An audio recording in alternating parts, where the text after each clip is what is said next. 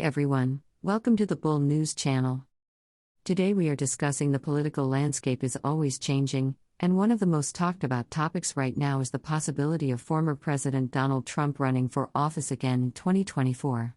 While many Republicans would like to leave Trump behind, the problem is that many of the potential contenders for the presidency are just as questionable. Enter Mike Pompeo. Pompeo, a former CIA director and Secretary of State, is rumored to be considering a run for president in 2024, and there are a few ways to tell. For one, he's lost a lot of weight and seems to be trying to make himself look better on camera. He's also been trying to win over the right-wing donor class and the Trump base by spouting off all of the MAGA mantras.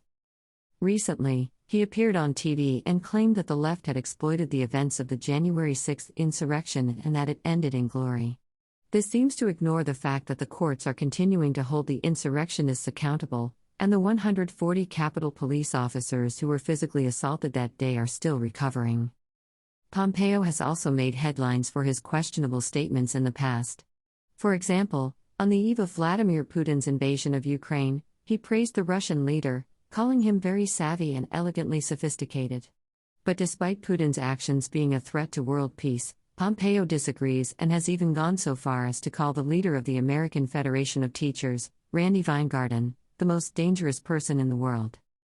His past also includes involvement in the Benghazi controversy, where he and other Republicans tried to pin the blame for the attack on former Secretary of State Hillary Clinton.